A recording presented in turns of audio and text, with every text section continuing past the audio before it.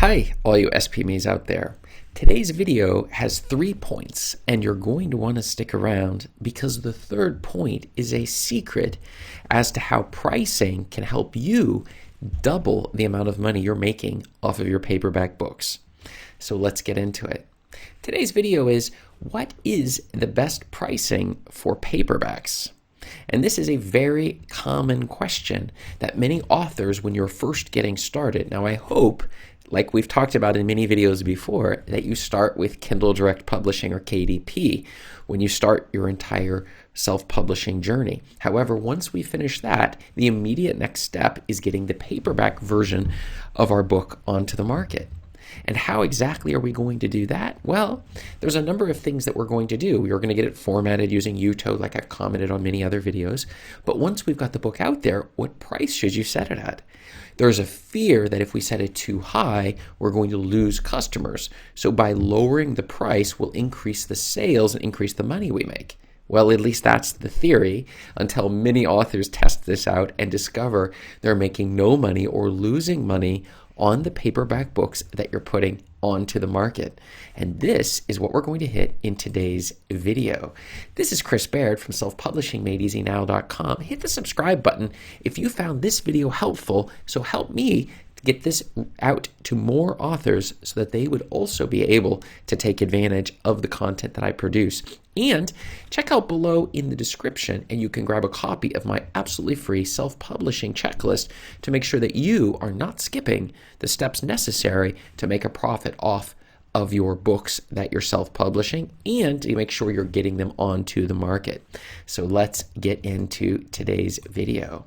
So when I first got started, I thought Kindle, KDP, and self-publishing was really about getting your Kindle books onto the market. And maybe in the early days it was, because paperback books, after all, you would order 3,000, 5,000 books. They would fill up your garage. You would have all of these hopes that these books you'd be able to sell them because, after all, you wrote a very high quality book, so everybody in the world is going to want to read your book, right? Well, that's the plan. I can tell you, I know so many authors who made this mistake, and then they're giving their books away or almost paying you to take their books because nobody wants to buy all of these books. And the worst part of it is that many of these books are very high quality books.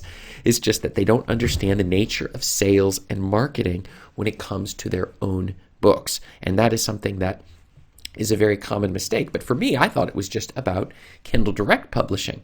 But then I took some courses and they informed me that I was completely backwards. It's really all about the paperback books. Now, for a period of time, it also was about the audiobooks only.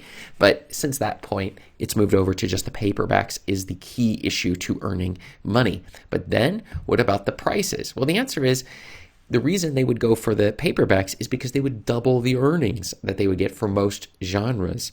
And the paperbacks cost a lot more money and the margins are a lot higher. People are willing to spend more money on them, which means you will make more money on each sale of your paperback books when compared to your Kindle books. There's an expectation the Kindle books will be priced much lower than your paperback books. And for most authors that I know personally, their paperback sales are at a minimum twice as much as what they're making from their ebooks or the Kindle, the KDP books that they've put onto the market. And so this is a key issue that when it comes to the paperback, but the pricing, of course, is something we're going to talk about that's very key here.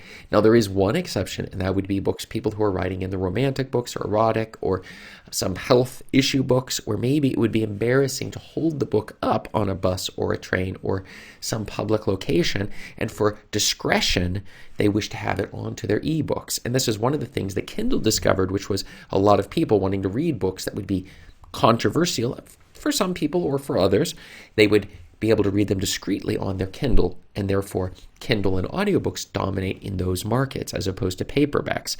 So, but those are not particularly books that I write on or have written within my own company, but those are, these are businesses people build out of those, and those would be the exception to the rules. So if you're writing in those genres, well then what I'm about to say makes no sense. It's still worth getting the paperbacks, but other than that, The other genres, normal fiction and self-help and these sorts of things, you're going to be able to double your earnings if you do the paperback and the pricing correctly. So I started by charging way too little. I thought I could bring in more readers by charging little. Little did I realize one little piece of fact, it is that the price of the paperback influences the decision regarding the quality of the book, which is sort of how we do it when we go to a store. If we're going to buy a new vacuum cleaner, unless we've already researched it, we'll see they have 3 different vacuum cleaners at 3 different prices, and we will assume, well, the most expensive will be the highest quality. And the same goes the psychology of pricing when it comes to your books. And this is the issue that you have to understand, is that what you think is the case with sales and marketing often is not the case. So the pricing that you put on there, now obviously if you charge $1,000 a book, nobody's going to purchase it. But if you're charging $1 a book, the question will arise in people's mind, why are you selling this book so cheap? Where you virtually are breaking even on the book or whatever. You can't sell it lower than where you would break even, but you would just cover the cost of the book. I don't know what it would be at, let's say $5 or a $6, $7 book. I remember when I was making margins of only $1 off of my paperbacks, and I discovered I started making more sales when I increased the prices. And the idea is that the higher the price, the better the book is, but it can't be so high that it's outside the range of what other people are charging for your same type of book.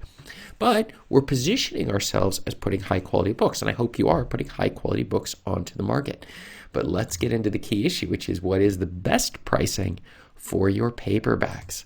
And the first thing is, we never earn less than $5 a paperback. So that is to say, the royalties, I use US dollars and then let Amazon, Ingram Spark, and Lulu do the conversions for what the pricing needs to be on these other platforms. And also extended distribution and these sorts of things. But $5 is the lowest we go. We never, ever, ever will sell a book that gives us less than a royalty of $5.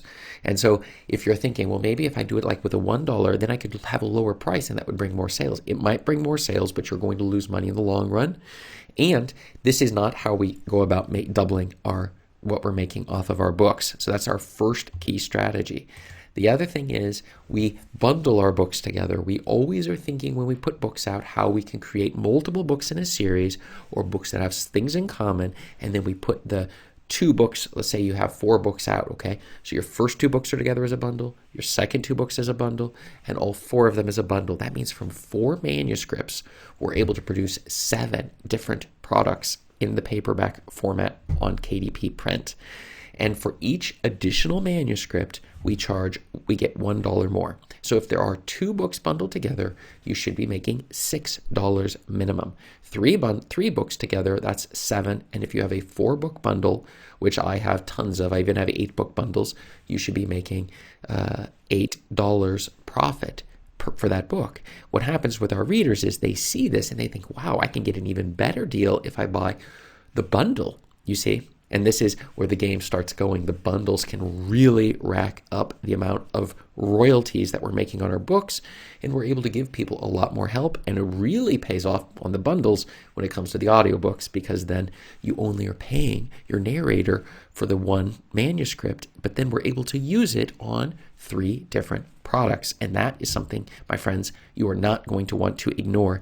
This powerful, powerful strategy that I'm teaching you right here. People charge thousands of dollars to teach you this one strategy, and this is something that I'm just giving it away for free because I don't think you should have to pay to know something like this. So, but the secret of today, now I'm going to move into the next level, and this is where I ramp it up one little notch. We're going to turn it up 1 notch on one huge super secret strategy that most people don't realize, which is for every 6 sales that you make on your paperbacks for a given month in a given market, you need to raise the price by $1. So if your U.S. sales on your paperback have gone up by $1, you've sold 6 of them, you should raise it $1, the total price of your book. That doesn't mean the royalties are going to go up by $1, but just the overall price. So if you're selling the book, many of my books are at $11.99, $12.99, okay? Always into $99, okay? That's the other one you want to do.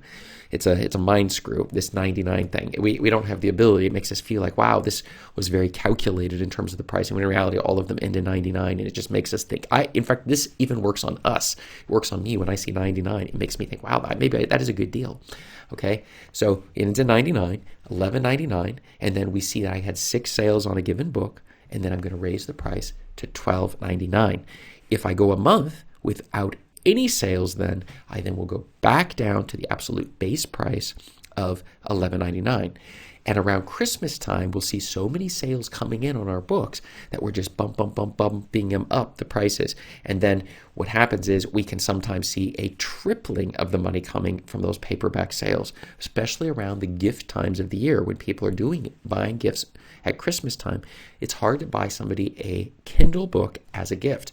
So what you're doing instead is they're going to be buying the paperback versions, and sometimes the price doesn't even matter. There are enough people in the world where the price is irrelevant that we want to make sure that those people are able to buy our books at the highest price possible, but we don't want to make it so that the average public can't get it either. So this is the reason why we use this exact strategy. So many people have tried to break away from this and try something else, and you will only lose royalties that are coming in.